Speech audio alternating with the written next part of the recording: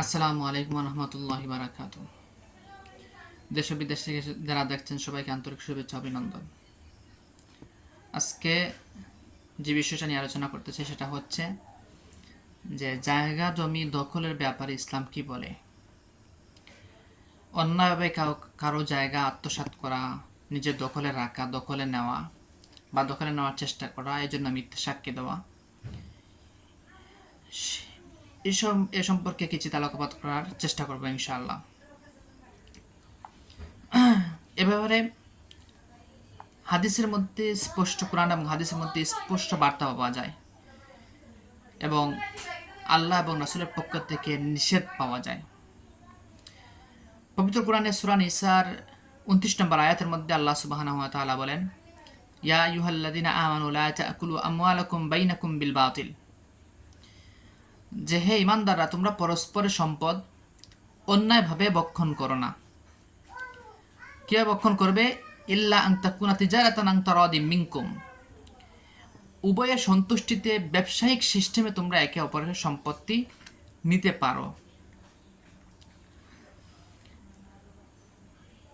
এরপরে এই আয়াত দ্বারা স্পষ্টভাবে আমরা জানতে পারি যে আল্লাহ তাআলা অন্যভাবে সম্পদ আত্মসাৎ করা, সম্পদ খাওয়া, সম্পদ নিজের দখলে রাখা নিষেধ করেছেন। ওয়ালা তাকতুল, এবং এই আয়াতের শেষের দিকে আল্লাহ বলেন ওয়ালা তাকতুলু আনফুসাকুম, তোমরা নিজেদেরকে ধ্বংস করে না। নিজেদের ধ্বংস করো না মানে একে তোমরা অন্যের সম্পত্তি আত্মসাৎ করে, চিন্তাই করে নিজেদেরকে ধ্বংসের দিকে ঠেলে দিও না। ইন্নাল্লাহা কানা বিকুম রাহিমা, আল্লাহ তাআলা তোমাদের প্রতি দয়াশীল। তোমাদের প্রতি দয়াশীল কিভাবে? যে আল্লাহ সুবহানাহু ওয়া তাআলা তোমাদের উপর অন্যের মাল সম্পত্তি সবকিছুকে হারাম করে দিয়েছেন। তার অনুমতি ব্যতীত তার মাল সম্পত্তি ব্যবহার করাকে হারাম করে দিয়ে তার ইজ্জত এবং মালের হেফাজত করেছেন। বান্দার ইজ্জত এবং মালের হেফাজত করেছেন আল্লাহ সুবহানাহু ওয়া তাআলা। এজন্য আল্লাহ বলেন ইন্নাল্লাহা কানা বিকুম রাহিমা। এরপরে হাদিসের মধ্যে আমরা স্পষ্টভাবে দেখতে পারি, সহি বুখারীর হাদিস আছে, বুখারী 3198 নম্বর হাদিস। এই হাদিসের মধ্যে রাসূল সাল্লাল্লাহু আলাইহি সাল্লাম বলেন, মান আখাযা শিবরাম মিনাল আরদি যুলমান ফা ইন্নাহু ইউতাওয়াকুহু ইয়াউমাল কিয়ামাতি মিন সাব'i আরদিন। আল্লাহ রাসূল সাল্লাল্লাহু আলাইহি সাল্লাম বলেন, যে ব্যক্তি কোন মানুষের এক বিগত জায়গা অন্যায়ভাবে দখল করে, আল্লাহ সুবহানাহু ওয়া তাআলা কিয়ামতের দিন তার গলার মধ্যে 7 জমিন দ্বারা মালা পরায়া দিবেন। 7 জমিনকে তার গলার মধ্যে লটকায়া দিবেন। লটকায়া দিয়ে বলবেন, যা এই 7 জমিন নিয়ে টেনে টেনে গিয়ে জাহান্নামে যা। তো এরপরে সহিহ মুসলিমের 1610 নম্বর হাদিসের মধ্যে আল্লাহ রাসূল সাল্লাল্লাহু আলাইহি সাল্লাম বলেন যে ইন্না রাসূলুল্লাহ সাল্লাল্লাহু আলাইহি সাল্লাম ক্বালা মান ইত্তাকা শিবরাম মিনাল আরদি যুলমান, হ্যাঁ, তাওয়াকাহুল্লাহু ইয়াউমাল কিয়ামাহ মিন সাব'i আরদিন। এই হাদিসের মধ্যে রাসূল সাল্লাল্লাহু আলাইহি সাল্লাম, একই সমার্থবোধক হাদিস সবগুলো। এই হাদিসের মধ্যে রাসূল সাল্লাল্লাহু আলাইহি সাল্লাম বলেন যে কেউ যদি কারো জায়গা, কোনো সম্পত্তি, কারো জায়গা যদি এক বিগত জায়গা যদি অন্যভাবে খাটে, দখল করে, দখলে নেয়, তাহলে কিয়ামতের দিন আল্লাহ সুবহানাহু ওয়া তাআলা 7 জমি দ্বারা তার গলার মধ্যে লটকায় দিবেন, গলা পরায় দিবেন। এই তওয়াকা বা তুবিকা বিভিন্ন রাওয়ায়াতে বিভিন্ন শব্দ আসছে, বিভিন্ন ধরনের শব্দ আসছে। এই শব্দের ব্যাখ্যা অনেক মুহাদ্দিসিন কেরাম বিভিন্নভাবে করেছেন। কেউ করেছেন যে এর দ্বারা উদ্দেশ্য হলো 7 জমি তার গলার মধ্যে আযাব স্বরূপ তার গলার মধ্যে লটকায় দেওয়া হবে, সেগুলো টেনে টেনে গিয়ে জাহান্নামে পড়বে। কেউ বলছেন তাকে বলা হবে তুমি 7 জমিন তোমার মুখ দ্বারা 7টা জমিন কুড়তে থাকো। এরকম তাকে মানে এক কথায় খুব নিকৃষ্ট ধরনের একটা শাস্তি তাকে দেওয়া হবে, যেটা সে কোনো মানুষ সহ্য করার মতো না। এরপরে যেখানে সহি মুসলিমের একটি হাদিস, যেটা 1610 নম্বর, এবং এই হাদিসটি বিস্তারিতভাবে এসেছে হাদিসের মধ্যে। এই হাদিসটা আপনাদেরকে একটু বলি যে এই হাদিসটা পড়লে বুঝতে পারবেন আপনারা যে একজন মানুষের জায়গা দখল করা এবং এ ব্যাপারে যদি কেউ মিথ্যা অপবাদ দেয় যে একজন মানুষ জায়গা দখল করে নেয়, তারপরেও তাকে তার বিরুদ্ধে আপনি জায়গা দখলের মামলা দিলেন, আপনি নিজে দখলদার হওয়ার জন্য, আপনি নিজে দখলদার এটা প্রকাশ না করে অন্যকে দখলের ভূমি, নিজ দখলের, জোর দখলের অভিযোগ প্রদান করা, অপবাদ দেওয়া, এটা কত ধরনের অন্যায়। একটা হলো নিজে জায়গা জমি দখল করা তো অন্যায়, আবার অন্যকে অপবাদ দেওয়া কত বড় অন্যায় সেটা হাদিসের মধ্যে স্পষ্টভাবে ফুটে উঠেছে। সেই হাদিসটা আপনারা দেখেন, যে হাদিসটা হচ্ছে এই আন্না আরওয়া বিনতা ওয়াইসিন আদদাত আলা সাঈদ ইবনি যাইদিন আন্নাহু আখাযা শাইআম মিন আরদিহা, যে আরওয়া বিনতে ওয়াইসের মেয়ে আরওয়া, সে সাঈদ ইবনে যায়েদ রাদিয়াল্লাহু তাআলা আনহুর বিরুদ্ধে তার জায়গা দখলের অপবাদ দিল। মানে সে ওই আরওয়া মহিলাটি দাবি করলো যে তিনি এই ওই সাঈদ ইবনে যায়েদ রাদিয়াল্লাহু তাআলা তিনি তার ওই মহিলার জায়গা দখল করেছেন, অপবাদ দিল।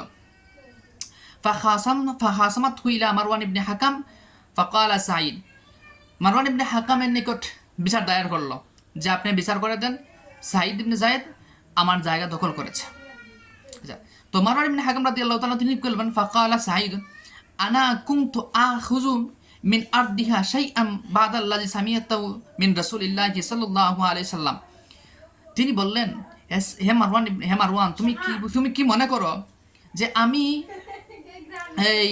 ওই মহিলার কাছ থেকে, আমি রাসূল সাল্লাল্লাহু আলাইহি সাল্লামের কাছ থেকে এমন একটি হাদিস শোনার পরেও আমি কি ওই মহিলার থেকে কোনো জায়গা আমি দখল করতে পারি? এটা কি তুমি মনে করো? তখন মারওয়ান বললেন, হে সাঈদ, তুমি কি শুনেছো আমাকে একটু বলো। ওয়ামা সামি'তু মিন রাসূলিল্লাহি সাল্লাল্লাহু আলাইহি সাল্লাম, তখন সাঈদ ইবনে যায়েদ রাদিয়াল্লাহু তাআলা বললেন, ক্বালা সামি'তু রাসূলুল্লাহি সাল্লাল্লাহু আলাইহি সাল্লাম ইয়াকুল, আমি রাসূল সাল্লাল্লাহু আলাইহি সাল্লামকে বলতে শুনেছি, মান আখাযা শিবরাম মিনাল আরদি যুলমান তুবিকাহু ইলা সাব'i ইয়ারদিন, যে এই অন্যায়ভাবে কারো এক বিগত জমি দখল করে, অন্যায়ভাবে ঢাস করে, কিয়ামতের দিন তার গলার মধ্যে 7 জমি তার গলার মধ্যে লটকায়া দেওয়া হবে। এই হাদিসটা শোনার পরে, এই হাদিসটা যখন সাঈদ ইবনে যায়েদ রাদিয়াল্লাহু তাআলা যখন মারওয়ান ইবনে হাকাম রাদিয়াল্লাহু তাআলাকে শোনানোর পরে তিনি বললেন, না, এরপরে আমি আর কোনো বিচার করতে পারবো না। ফাকাল আলাহু মারওয়ান লা আসআলুকা বায়িনাতান বাদা হাযা, এরপরে আর তোমার কাছে কোনো দলিল পেশ করতে বলবো না।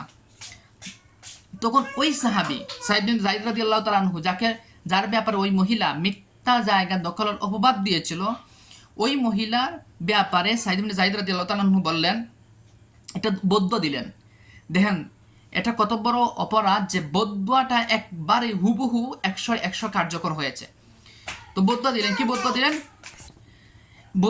বদুয়া দিলেন, আল্লাহুম্মা ইন কানাত কাযিবা ফাআম্মা বাসারাহা ওয়াকতুলহা ফি আরদিহা, হে আল্লাহ, ওই মহিলা আমার ব্যাপারে যে জায়গা জমি দখলের অপবাদ দিল, এটা যদি সত্যি মিথ্যা হয়ে থাকে, তাহলে তুমি তার চোখকে অন্ধ করে দিও এবং তার জমিনের মধ্যে তাকে দফন করে দিও।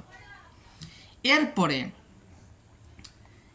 ওই মহিলাটি তার জমিনের মধ্যে, হাদিসের মধ্যে এই বিষয়টা উল্লেখ আসছে, ওই মহিলাটি তার জমি শেষ বয়সে অন্ধ হয়ে যায় এবং তার জমিনের মধ্যেও তাকে দাফন করে দেওয়া হয়।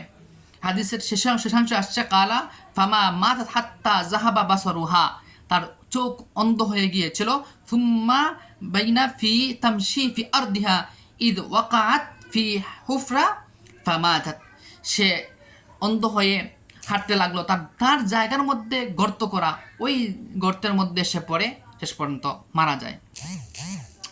তো এখান থেকে আমরা বুঝতে পেরেছি যে এইটা কত বড় একটা অপরাধ, যেখানে এই অন্য জমি দখল করা এবং দখলের অপবাদ দেওয়া, এবং অপবাদ দিতে গিয়ে অনেকে মিথ্যার আশ্রয় নেয়। আল্লাহ সুবহানাহু ওয়া তাআলা সূরা বাকারা 42 নম্বর আয়াতের মধ্যে বলেন, ওয়ালা তালবিসুল হাক্কা বিল বাতিল ওয়া তাকতুমুল হাক্কা ওয়া আনতুম তা'লামুন, তোমরা জেনে শুনে হক এবং বাতিল, সত্য এবং মিথ্যার সাথে সংমিশ্রণ করিও না। এরপরে এখানে আরেকটা প্রবণতা আছে আমাদের, যে জায়গা দখলদার যে নিজে দখল করতে চায় বা অন্যর জমি দখলে রাখতে চায়, সে আরও মিথ্যা সাক্ষী দায়ের করে। তো যারা মিথ্যা সাক্ষী দেয় তারাও মারাত্মক কবিরা গুনার মধ্যে লিপ্ত হয়।